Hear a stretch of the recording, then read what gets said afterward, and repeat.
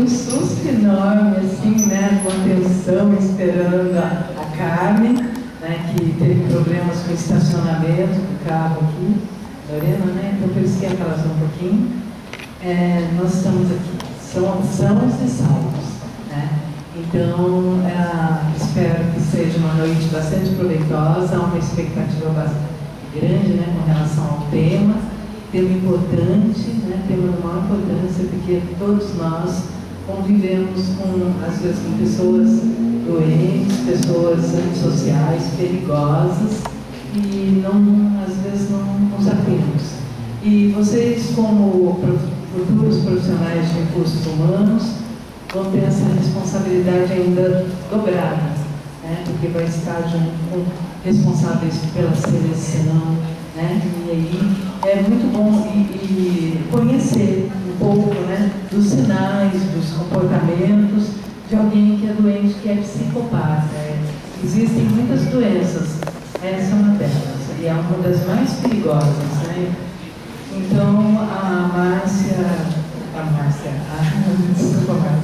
a Carmen optou por essa área, né, estudou e veio trazer aqui uma contribuição para vocês, né? Espero que seja muito proveitoso para todos nós, né? E eu vou passar a palavra para ela. Obrigada. Desculpa, gente. Márcia, aluna do 4º ano de administração, vai apresentar esse trabalho em Campinas, agora e é do Pixal também o trabalho dela. Obrigada. Gente, boa noite. Boa noite. É um prazer e uma satisfação enorme estar aqui, né, atendendo o convite da minha querida amiga, professora e orientadora do meu TCC, né? E se quiserem vir mais à frente, tá? Fiquem à vontade. Bom, gente, eu estou aqui na qualidade de aluno, tanto quanto vocês, né? Também estou nervosa, estou ansiosa, né? É uma situação nova para mim também, assim como vocês vão passar por isso ou qualquer outro tipo de apresentação. E quando eu escolhi esse tema, vou dar um breve histórico, né? Esse tema, eu cheguei até em um certo momento a desistir. Mas foi aquela mulher ali que não me deixou, porque eu entrei na faculdade com esse propósito. Já tinha mais ou menos uma intenção de fazer nesse sentido. Mas até achei um pouco difícil, porque eu tinha que lidar com outros tipos de profissionais, entrar numa área da psicologia, que não era administração, ou a área da psiquiatria. Mas eu pensei, se é tão relevante e importante para todos nós aqui que trabalhamos com pessoas, por que não fazer essa pesquisa, né? Aprofundar um pouco mais no assunto e tentar ajudar outras pessoas também para definir essas características desse comportamento. E na administração eu tinha que trazer esse tema, focar para a administração. Aí foi onde a Maria José falou assim, não, você não vai desistir não. Eu tinha até entregue um pré-projeto com outro tema, um tema bem mais comum. Aí ela falou, não, você vai fazer esse sim. E nas minhas lutas aqui na faculdade, eu resolvi, né, também entrar com esse meu pré-projeto, me inscrever para o concurso do Pixal, né? É uma coisa que eu até deixo para vocês, que participem mesmo de tudo que tem na faculdade, se inscrevam, porque não é perdido. E graças a esse projeto, né, eu fui selecionada, sou uma das selecionadas. Amanhã estarei em Campinas apresentando na mostra de lá. Depois, em novembro, aqui na faculdade, e através dele eu ganhei até mais um desconto, né? Então, às vezes, a aluna também está com problemas, aí precisa ir em frente, porque não desistam, gente. Eu entrei aqui achando que eu ia desistir logo no começo, uma série de problemas, mas hoje eu vejo quão importante foi minha decisão de ficar, né? E de dar uma contribuição do que eu já vivi, do que eu estudei para vocês. Então eu vou começar o trabalho e se eu ficar um pouco nervosa, vocês não se preocupem, mas podem depois fazer perguntas, tá? O que eu puder responder, eu estou aqui para responder. Qualquer coisa a professora também está para nos orientar, né? Fiquem bem à vontade. Bom, eu sou Carmen, né? Aluna do 4º ano de administração, do período da manhã, e vou fazer essa apresentação desse artigo com o tema escolhido, né? Que é a importância para o gestor do conhecimento e ou reconhecimento de trabalhadores psicopatas no mundo corporativo. Um tema polêmico, né? Um tema, para muitos até pode ser novo, né? Um tema que não existe. É mais comum do que vocês imaginam. Bom, o administrador, ele agrega muitas funções, né? Ele tem informações, conhecimento, responsabilidades. Então é muito grande essa gama de responsabilidade para ele. E hoje, né, muito diferente de antes, o mercado de trabalho está muito competitivo, muito acirrado. E esse profissional, esse perfil psicopata, ele costuma inserir de uma maneira muito agressiva no mercado de trabalho, né? Então, esse artigo ele vai tentar trazer o perfil desse trabalhador inserido desse mundo, né, corporativo, algumas reflexões, né, considerações, e eu usei alguns autores tidos como referência na área. E para falarmos de gestor, a gente não pode esquecer das corporações, né, das organizações, porque eles se relacionam, né? Um gestor sem uma organização sem um gestor não funciona. Então, vamos fazer uma breve consideração a respeito de corporações. Então, corporação, ela vem do latim, que significa corporis e action, que é corpo e ação. Que é um grupo de pessoas que agem como se fosse uma só pessoa, um só corpo. Eles buscam os mesmos objetivos em comum.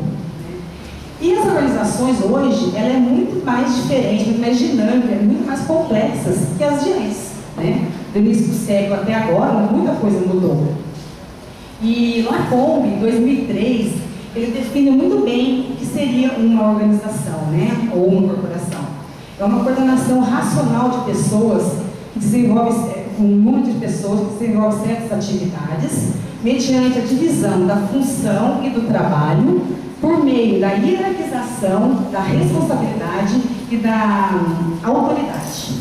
Então, gente, se uma organização é uma união de pessoas, processos, tecnologia, que se relacionam de uma maneira estrutural, e elas têm o mesmo objetivo em comum para transformar bens em produtos, nasce então uma organização. Dessa maneira que eles se relacionam. Como problemática proposta, né, qual a importância para um gestor de conhecer ou reconhecer traços de psicopata em seus colaboradores? Essa é a problemática que eu trouxe para discutir com vocês. Os objetivos gerais, né? Propor uma discussão a fim de conhecer e identificar esses profissionais com traços de personalidade antissocial no mundo corporativo. Os específicos, identificar perfis visando a sua própria defesa e dos outros colaboradores. Reconhecer esses traços de personalidade psicopata. E analisar o perfil desse profissional na corporação. Tá? No referencial teórico, então, nós precisamos entrar mais no cerne da questão, né? Que é falar sobre o gestor, suas funções e suas responsabilidades. O gestor, ele é de extrema importância e muito fundamental dentro da organização. Ele vai atingir as metas, resolver os problemas, superar as metas, superar as expectativas, né? E principalmente nesse mundo conturbado e turbulento dos últimos tempos, fica muito assim, difícil para lidar com tudo ao mesmo tempo. Mas não podemos esquecer que o administrador é o que orienta, além de, né, orientar, planejar, dirigir e controlar, ele é responsável pelos seres humanos. Ele é responsável também pelo bem-estar físico e mental dos seus colaboradores, né? Quando ele está numa organização, os seus colaboradores, o seu time é a sua empresa. Então ele tem que jogar para ganhar, não é isso? Então ele tem que cuidar muito bem dos seus colaboradores. E o que a VENAR 2008, ele define bem isso aí. Um administrador, ele tem que ter uma acuidade sensorial muito aguçada, com olhos e ouvidos bem abertos para definir palavras, comportamentos e emoções. Por quê? Ele precisa ser imparcial e objetivo, para que ele consiga fazer uma avaliação correta de todos os fatos, né? Porque administrar, gente, administrar é uma arte. É a arte de conduzir pessoas para que estejam totalmente alinhados para poder produzir os resultados esperados. Reconhecendo o perfil do psicopata, Silva, em 2008, ele diz que há vários tipos de personalidade, né? ou comportamentos antissociais, que assim como os neuróticos, os psicóticos, os doentes mentais, os psicopatas também se classificam nas psicoses, e eles têm em comum a personalidade inadaptada. E um dos perfis do psicopata, que é bem típico, ele é atos antissociais contínuos, sem ser sinônimo de criminalidade. Porém, pode também acabar em criminalidade, tá, gente? Porque o psicopata, ele possui 3 graus, o leve, o médio e o agressivo. Dependendo da classificação, ele pode sim até virar um serial killer, né? Já existem várias histórias, né, e acontecimentos nesse sentido. E David Doff, 2001, ele define também muito bem quem é esse indivíduo. O indivíduo psicopata é um indivíduo sem consciência, que vive num mundo complexo, totalmente alheio às regras sociais, né, de moral. São predadores sociais que seduzem, manipulam de forma impiedosa. Ele abre caminho pela vida fora e deixa assim uma série de corações partidos, expectativas abaladas e principalmente carteiras vazias, sem nenhum sentimento de culpa ou remorso. Ele é ausente de empatia. Só um minutinho. E outra coisa também é que nessa área da psicopatia, os profissionais dividem-se em várias tendências, em várias linhas de pensamento, para definir por que seria esse desvio, né? Então, eles afirmam que esse desvio seria por causa de predisposições genéticas ou deficiências do cérebro, e outros ainda por problemas na infância, né? A criança foi muito maltratada, foi muito espancada, algum problema na infância, até mesmo as rejeições. Já o David Doff, 2001, ele começa já identificando quais são essas características. O que ele diz? Que o perfil psicopata, na realidade, ele começa a se instalar na adolescência.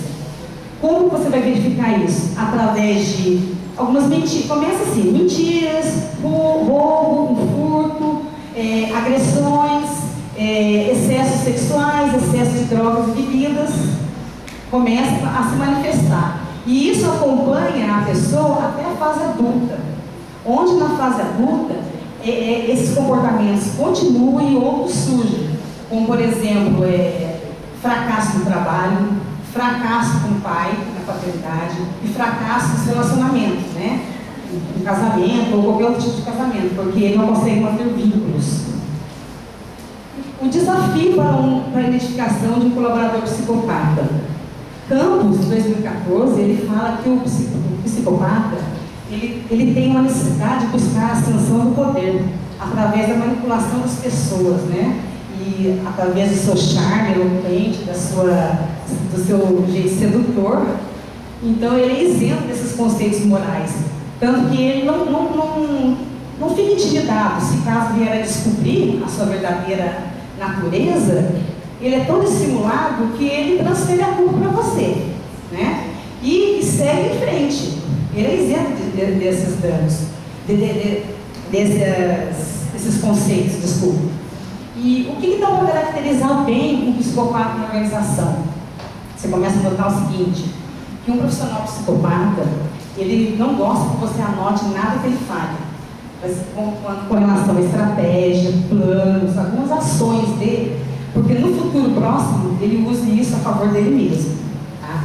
E quando ele está na organização, por ele ser muito egocêntrico, ele gosta de chamar muita atenção para as coisas que ele faz, ele se acha o melhor que existe na organização desde a sua entrada na mesma. E até então, antes dele, nada era tão bom quanto a sua entrada na organização. E os seus comportamentos e atitudes, ele não sente nenhum remorso. Mas se precisar, ele é tão dissimulado que ele finge sentir esse remorso. Ele pode fingir um choro, consolar um colega, tudo para conseguir os seus objetivos. Tá? Então, às vezes, nesse sentido, há muito envolvimento sentimental. O psicopata usa muito de pessoas carentes ou de boas amizades para ele se escalar de poder, né? Porque o Campos, ele fala que tem duas coisas que é importante para o psicopata: pessoas e fatos. Ele precisa de pessoas para escalar o poder. Ele precisa de um fato que promova. Ele gosta muito dessa autopromoção, né? É tudo em benefício dele mesmo. Tá? E ele tem assim, uma gestão muito planejada, né? E muito repressiva. Essas são uma das características dele, tá? As profissões com índice de psicopatia, para ironia de vocês, tem bem os grandes CEOs, né? Mas não quer dizer que todos sejam, tá, gente? O maior número de pessoas com essas tendências, com esse perfil, classificam os CEOs, advogados, profissionais liberais, profissional da mídia, jornalistas, repórteres, radialistas, mídia, imprensa escrita e falada, e líderes religiosos, líderes militares, né? São as pessoas que gostam de ser o centro das atenções, né? Só que engraçado, né, que Pontes já fala também em 2013 que ninguém perde ao ser destemido, focado, frio, calculista, charmoso, simpático, persuasivo, desde que essas características sejam características normais em pessoas normais, tá? Quando essas características são muito exageradas, onde causam as disfunções, no caso do psicopata. Tudo nele é exagerado. Então, é difícil um pouco de identificar, porque ele parece uma pessoa normal, né? Assim como todos nós. Na minha metodologia, eu usei revistas, sites, artigos, pesquisadores, até o cito de 2007. Ele diz que você ter outros artigos já publicados e ler esse artigo e acrescentar para que melhore ainda mais sua pesquisa é muito vantajoso. Então, uma pesquisa sempre tem um dado novo para acrescentar e melhorar ainda mais o resultado dela. E como resultado daquela problemática que eu coloquei lá na frente, né? Qual a importância de se reconhecer o perfil de psicopata nas organizações? Por que é importante? Principalmente nesse mundo competitivo que nós temos hoje. A gente vê aí sinais claros na mídia do que vem acontecendo. Você pensa, nossa, ele é muito inteligente. Pode também ser um grande psicopata, né? A maioria das vezes é. Você vai evitar os transtornos, os desvios, os processos, porque muitos vão parar nos bancos dos réus, porque justamente por processo, né? Aí você vai ter uma outra gama também de gente que está envolvida nisso aí. E além de que você vai identificar um parasita na organização. Por quê? Eles agem no sistema nervoso da empresa. Eles têm tanto poder em se camuflar que eles usam uma máscara para esconder a sua própria natureza. E isso aí é muito bom para você conseguir ver isso, porque você vai identificar esses comportamentos. E um psicopata na organização, conforme a cultura da organização também, ele pode tanto levar a ascendência dessa organização como a decadência dela, principalmente se ele onerar os cofres da organização. O que muitos também podem fazer, né? Eles obtêm informações, dados, de repente ele almeja um outro cargo em outra organização concorrente, ele leva essas informações, né? E nisso vem a derrocada da onde ele estava e ele já se promoveu em outra, né? E nas considerações finais, depois de toda essa pesquisa, né? Ela é muito grande, gente, então às vezes para colocar tudo resumido fica até meio difícil, né, professor? Foram 2 anos conversando, né? O que nos assusta, e eu acho que de repente assusta vocês também nesse tema, é acreditar que o mal existe enquanto prática humana. Gente, ele existe, tá? É muito mais próximo de nós do que nós podemos imaginar. Alguém, não sei se já passou por isso, mas inclusive eu trouxe aqui para vocês uma revista que eu também fiz a pesquisa, tá? Psicopatas no Trabalho.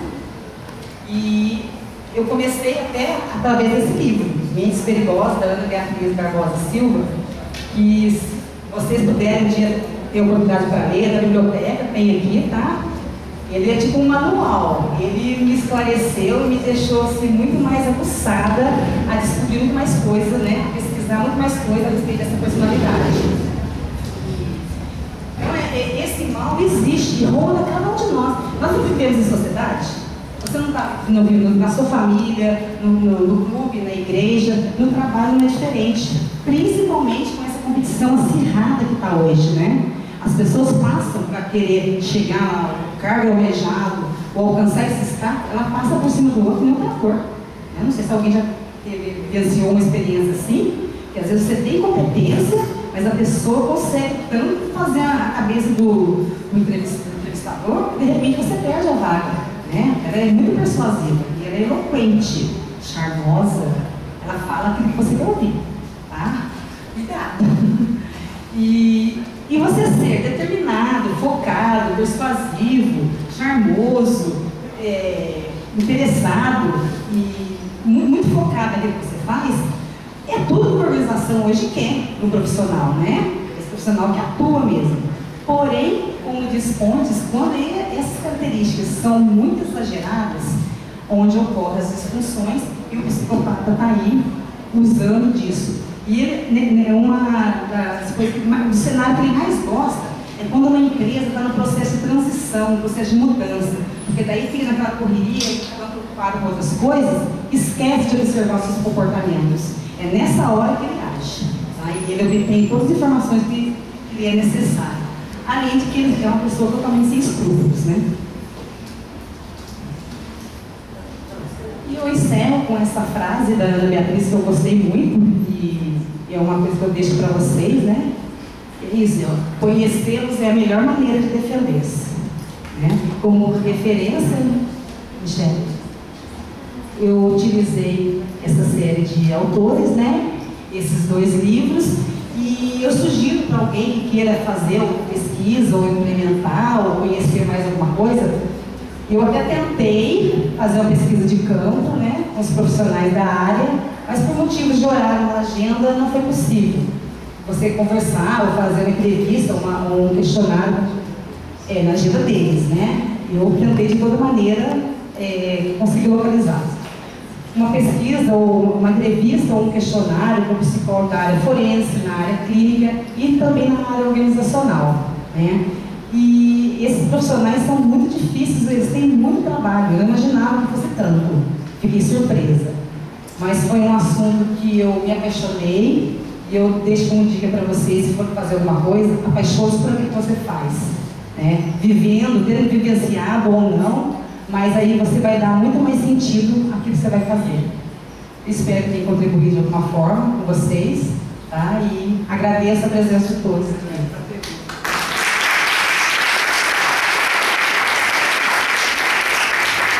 Eu estou aberta às perguntas, gente. Tem pergunta? Perguntas mesmo. Pode perguntar. Tem cura?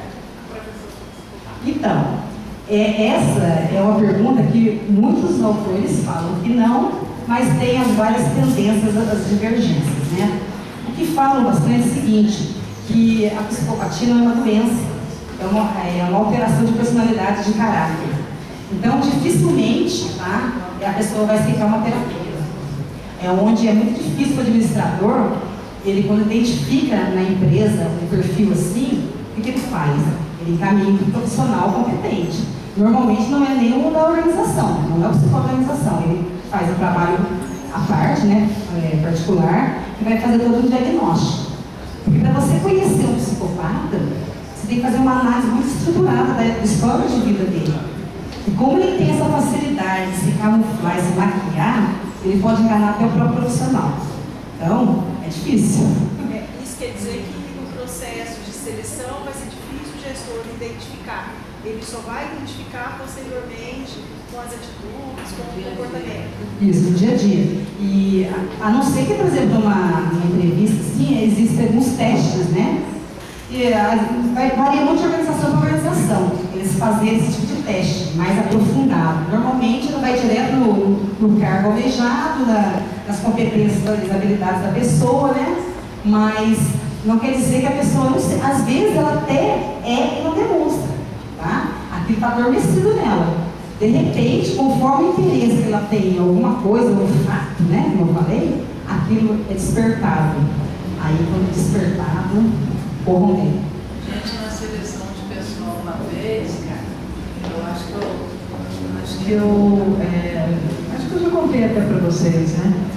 Então, eu vi isso na empresa, o rapaz, numa segunda-feira, em casa de discussão de jogo de futebol, sentou um cano na cabeça do outro lá, que não preciso nem dizer o resultado, né? Ele não morreu não, mas quase. E aí foram ver que ele era novo na empresa, esse um que brigou, né? Foram ver, ele tinha acabado de sair, tinha sido selecionado, a seleção tem uma dificuldade muito grande porque é tudo muito rápido, não dá para ir muito a fundo, às vezes quem faz a seleção não é psicólogo, é administradora de RH, né? E essa pessoa, ela tinha acabado de sair, estava de licença de um sanatório, e ele era psicopata. Então, nesse intervalo que ele teve, né, ele foi lá, arrumou um emprego e deu o que deu. Sentou na casa, né, quase quebrou a cabeça do outro. Caso de jogo de futebol. Né? É muito complicado mesmo isso, para nós. Né? Tem outra pergunta ali. Incrementando um pouquinho mais aí, esse livro da Ana Beatriz, ela relata várias histórias, tá, gente? Inclusive uma história famosa, que eu acho que alguns lembram, da filha da Glória Pérez, a escritora, né? Que foi assassinada, eu esqueci o nome dele. Não lembro o nome, mas tem outros também que não chegaram a matar, mas há atos de crueldade, sem nenhum conceito de moral, né? E nesse outro. A Suzana Christopher, né? Também conta aqui, fala aqui. Nesse daqui dos psicopatas em trabalho, conta uma história aqui, que a moça conseguiu um cargo almejado numa empresa farmacêutica, e só que ela estava desconfiada que todos os contratos que a empresa ganhava era através de suborno. O seu chefe estava tendo esse tipo esse perfil, né? E numa infelicidade, ela comentou com um colega, né, a respeito dessa desconfiança dela.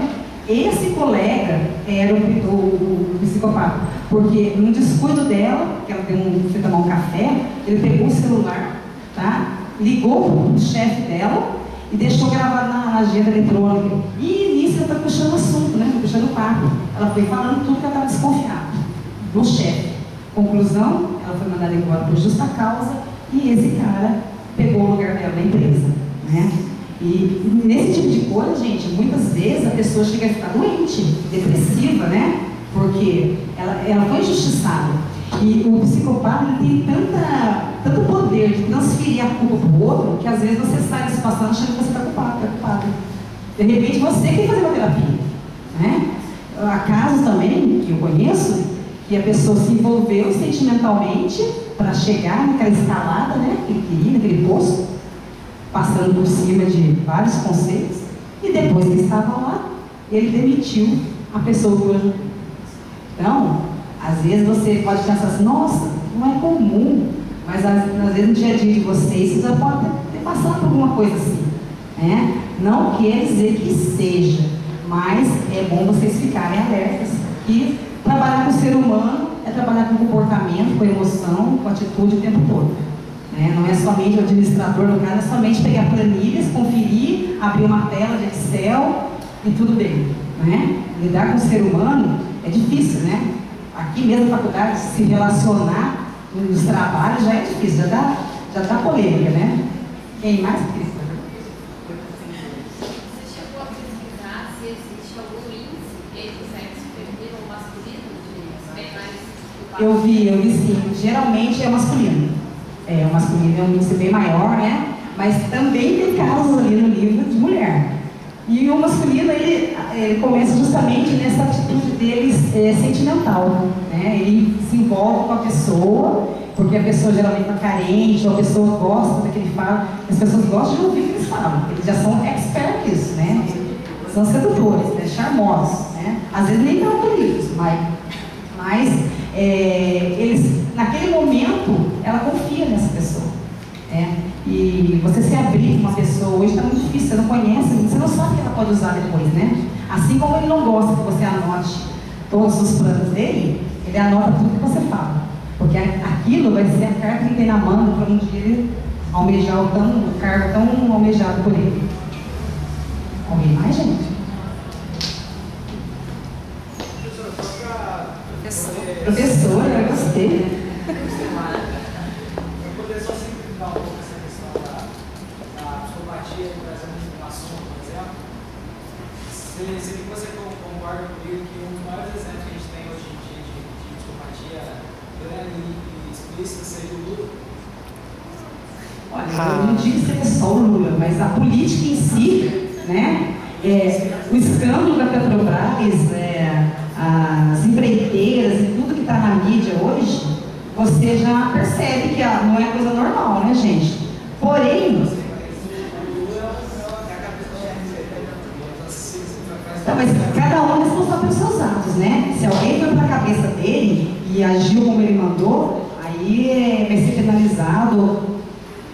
É complicado você afirmar que ele que é o mandante, que ele que... Mas tem toda aí a história na mídia, não quer dizer que seja, né? Eu escuto isso pela simples frase que ele falou, que o político é a pessoa que mais deve receber. Porque Desculpa, né? O político? O político é o que mais deve receber. É o serviço que mais deve receber honorários. Porque além de roubar, ele ainda tem que aumentar a população falando isso. Não foi bem assim. Mas se ele for eleito para roubar, ele não devia ser eleito, não é verdade? Porque ninguém tolera. Isso aí eu acho já uma discussão com outro tema, né? Aí já entra na parte política, na parte das origens nossa, né? É mais complicado também. Não existe acordo, mas tem uma idade que a pessoa mais psicopata, tipo, quanto mais louco, mais psicopata, depois mais velho, também vai perder. Segundo a minha pesquisa, ela começa na adolescência, né? Naquela fase da rebeldia, que você vai ter tudo exagerado. Não, às vezes não, mas você tem que ir para a tendência de qual linha de pensamento que vai descobrir esses desvios, né? Ele teve algum problema lá no passado, no histórico dele, na época de infância, se ele sofreu rejeição, se sofreu agressão. Mas tá? Qual que é o mais que se faz geral psicopata? Da agressão ou da pessoa? Olha, varia muito, tá? Essas tendências não quer dizer que todos sejam assim. Só que quando ele chega na fase adulta, que ele se depara com outros problemas, ele tem que enfrentar outros desafios, pode ser que esses comportamentos, além de manter, aumentem. Mas a maioria deles, será que sofreu agressão, alguma coisa, ou está meio da pessoa? Não, pode ser uma deficiência genética, né? Aí são as várias linhas de pensamento. Aí, se você quiser focar, por exemplo, só na rejeição, você vai estudar os autores que focam nisso, né, professora? São linhas da psicologia, na verdade, são muitas linhas a mais psicóloga. Então, são autores que estudam, né, e alguns dizem, falam genética, outros não querem nem ouvir falar disso, né, que é muito mais aprendido, depende mais do ambiente onde a pessoa viveu, né? Então, são linhas diferentes, eles vão aprofundando isso, né? Será que é mesmo? Eu até conversei com a professora antes de ontem, e um amigo estudante de psicologia, e ele me recomendou um filme para ver, chamado A Cela, que é muito forte, tá? Não vi. Para vocês terem uma noção de uma outra linha de pensamento que eu não sabia que existia, porque eu não sou da psicologia, né, gente? Eu não posso me aprofundar nesse assunto, porque daí não é o método da questão, né? Aí seria mais que a professora, doutora do assunto aí, a Márcia também. Mas nesse filme fala o seguinte, que essa pessoa estava para ir para o corredor da morte. E no deslocamento, de onde ela estava, do presídio até onde ela ia ser executado, o carro lá sofreu um acidente, né? E essa pessoa bateu com a cabeça. E quando voltou, essa pessoa voltou não se lembrava de nada, quem ela era, o que ela tinha feito, onde estava, nada. Eu fiquei surpresa quando ele me falou que está começando a surgir uma linha de pensamento que fala que choques elétricos no cérebro dessas pessoas que estão aí nos presídios, né? De repente, vão começar a existir. Por quê? Tem um outro problema social por trás disso. Essas pessoas geram despesa, essas pessoas geram mais presídios, né? Oneram os cofres do país, né? Aí eu fico pensando, né? Já é opinião, será que isso não vai dar certo? Aí começa uma série de questões, as pessoas vão questionar e tal, mas é uma outra tendência, né? Essa questão dela é uma tendência que ele me falou que eu fiquei surpresa, não tinha visto isso na minha pesquisa. O choque elétrico e psiquiatria, né, não é uma coisa ultrapassada, né? Aí eu acho que deve ser alguém que está retomando, querendo retomar e estudar, mas é difícil a gente acreditar que vai voltar choque elétrico para tratamento, né? Tanto que no aspecto forense, né? Eles pedem até que você, se for fazer uma pesquisa de campo, consulte até mais um psiquiatra forense, né? Que além de estudar também comportamentos, ele tem a parte mais cognitiva do cérebro, que ele possa definir mais coisas, né? Então é um assunto muito amplo, gente, muito complexo, e eu fiquei esse tempo estudando, eu espero que eu tenha respondido as questões, assim, né? Esclarecido alguma coisa. Eu queria saber, posso fazer uma pergunta? Carmen, você já viveu alguma situação em que você conheceu um psicopata? Como é que foi isso? Se sim, como é que foi? Como é que você virou? Bom, gente, essa pergunta foi que me moveu a entrar na faculdade, né? Porque realmente eu vivi isso. Então eu estou estudando, até terminando essa pesquisa. Estou até aqui hoje me dispondo a vir, né, convite da minha professora, para que eu possa passar isso para vocês, as informações, para que de repente vocês não sofram, de repente, o que eu sofri, né? Eu tive um caso assim, eu passei por isso, demorei muito a descobrir, né?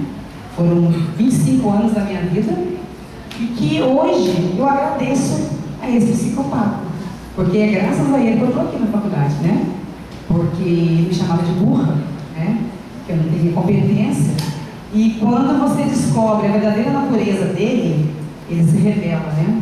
E eu, graças a Deus, tive Deus ao meu lado para estar aqui hoje firme e forte. Não foi fácil, né? Passei por uma série de problemas para estar até aqui. Mas, ironicamente, foi graças ao psicopata que eu estou aqui terminando minha faculdade, né? Até quero continuar com essa pesquisa na minha pós, né? Eu pretendo fazer uma pós, e se o assunto for até mais interessante, vou estender. Tanto que eu quero fazer a pós de gestão de pessoas, né? Já começa que eu tenho que gostar de pessoas, né? Apesar que eu gosto de pessoas, eu não gosto de computador. Minha amiga só disse, eu detesto o computador. Eu sou um administrador que não gosta de computador. Não sou chegada em tecnologias, não gosto de nada muito moderno. Eu já sou da geração X, né? A geração X ela é mais lenta um pouquinho, mas eu gosto muito de me comunicar, eu só trabalho com pessoas o tempo todo, né? Até, eu posso até citar, né, a minha profissão aqui não tem nada a ver com administrador, né? Eu sou de Guará, eu sou uma profissional do volante, eu sou uma motorista de ônibus, que trabalha na empresa aqui de Guará, e eu estou constantemente em contato com pessoas. Desde quando eu já trabalho, né, desde os 12 anos de idade, sempre trabalhando com pessoas, em vendas, em banco. Eu fiquei 18 anos trabalhando com transporte, como autônoma, né, viajando, transportando estudante. Fiquei 8 anos levando estudante para Taubaté e ficava achando que aquilo ali não era para mim, um dia eu não ia conseguir, né? E foi graças a toda essa experiência de vida, né, que um dia eu tomei a melhor decisão da minha vida, que foi fazer o vestibular. Aliás, a primeira coisa foi fazer a inscrição no Enem, né? Eu precisava do Enem para ver se eu também tinha algum desconto, né? Eu já havia 30 anos que eu estava fora de uma faculdade, de uma escola, né, aliás. Eu me formei no magistério, mas não gostava da aula. Eu fui professora, né, me formei professora porque minha mãe queria que eu fosse. Então, eu segui para uma outra linha. E resolvi entrar. Gente, olha, não foi fácil. É uma coisa que no primeiro ano eu já queria desistir. Chegou na primeira prova de matemática, que eu tirei 2. Aquilo foi frustrante. Mas frustrante mesmo, eu falei, não vou conseguir. Todo mundo, eu sou a mais velha da minha sala, né, gente? Eu sou mais velha que alguns professores meus. Tanto que o Elcio fala que eu tenho vantagem competitiva. Eu falo para ele, não me chama de velha, não, eu já sei. Mas eu sou apaixonada por isso aqui. Eu não gosto de fazer faculdade à distância, curso à distância, eu prefiro vir presencial. Então eu falo que eu vou tormentá-los até depois que acabar a faculdade, porque eu adoro vir aqui. Eu sempre estou aqui nos cursos, nas palestras, às vezes ao sábado, saio daqui correndo, vou em casa, para onde vou, pego o volante do bondão, trabalho às vezes até 1h da manhã. Outro dia, às vezes, tem a faculdade, não é todo, no quarto ano e não é todos os dias que tem aula, mas levanto e venho com o maior prazer, eu adoro estar aqui. Então, eu deixo isso até para vocês como exemplo, que não é fácil, mas não é difícil nem impossível. Então, aproveitem cada oportunidade que a faculdade der para vocês, tá? Não pense que vai ser em vão, não vai, gente. Um dia, lá na frente, você vai ver a diferença que isso vai fazer na sua vida, né? E você tem que estar também almejando coisas. Você também tem que ser determinado, focado, né? E eu também almejo isso para mim. Eu estou motorista, amo fazer o que eu faço, adoro dirigir, mas eu também pretendo mudar, né? E adiante. Vamos ver quais são as oportunidades que o mercado me oferece, né? Porque essa vantagem competitiva, por uma hora é boa, mas para outra hora também não é, né? Eu tenho lá que enfrentar vocês, né? Vocês são os concorrentes diretos. Mais alguma coisa, gente?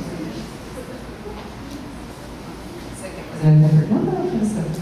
Não sei, pessoal. Quando você identifica um profissional desse no trabalho, qual é o que fazer? Então, no caso, quando o gestor ou alguém, né, mais próximo desse profissional, desse colaborador, ele normalmente avisa o RH, né? Vocês têm que estar de olho nisso aí, porque começa a ter as reclamações, às vezes, de forma assim leve, ou começa a ver um número maior de pessoas a reclamar desse funcionário. Normalmente, é encaminhar para o profissional da área, né, para o psicólogo. E aí vai fazer um diagnóstico aí mais a fundo, e essas terapias a pessoa tem que querer. Mas normalmente o psicopata não aceita. Por quê? Porque ele acha que ele não tem que cumprir nada. Ele é isento de tudo. Aí onde ele começa a transferir a culpa para as outras pessoas. Quando ele é flagrado, ele não se incomoda com isso não.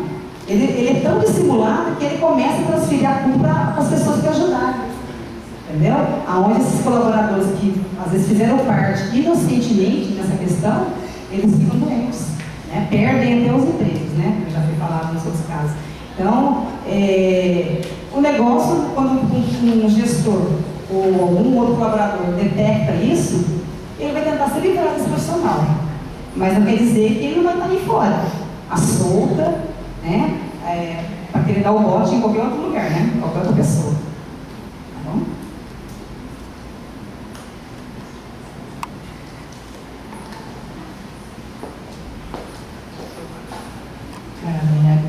Agradecendo muitíssimo, né, a sua disponibilidade de estar aqui hoje junto com a gente, né? E eu acho que, tenho certeza, né, que a gente, quando enxerga alguém, né, colega, aluno, né, que está aqui na frente, fala onde eu estava também, né? Às vezes a gente fica com a cara, nossa, se dá para fazer um estudo assim, eu quero fazer também, eu também quero me aprofundar, eu também quero chegar lá, mesmo? Então, aqui é o grupo da turminha que já no final do ano já está indo para o mercado, né? Junto com você, né? Que é quarto também. E lá é o pessoal que está já no meio do curso, né? Já no meio do ano que vem, né, gente? Ano que vem, finalzinho do ano. Então,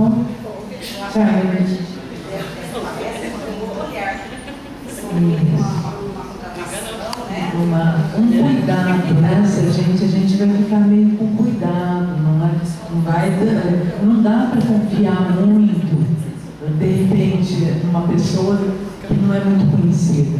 Até eu gostaria de falar para as meninas, principalmente para as meninas, né, que os homens já, acho que já são mais assim, escolados, eles acham que não é bem para eles isso.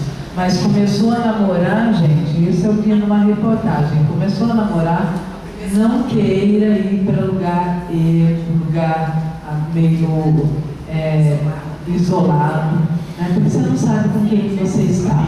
Quantos casos aí na televisão, né, de morte da pessoa, de tudo mais, são casos, né? Então fiquem mais, dê preferência para lugar público. Isso é apenas uma sugestãozinha doméstica, tá bom?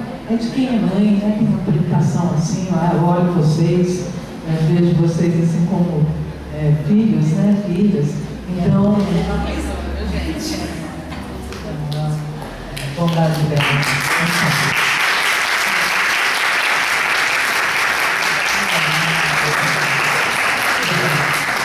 Carmen, nossa, muito obrigado mesmo, né? E tem a Michelle ali também, que daqui um tempo aí, daqui um tempo que eu não sei, o dia que ela criar coragem, né? Ela veio falar pro dela também. Ele dá coragem, né? Nós somos amigos.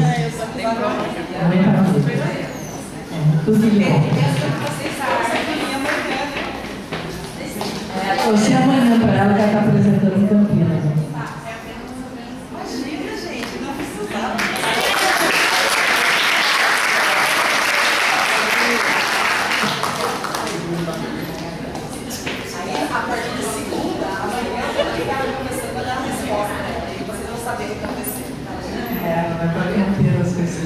Vai dar certo, né? Está aprovada? Está aprovada.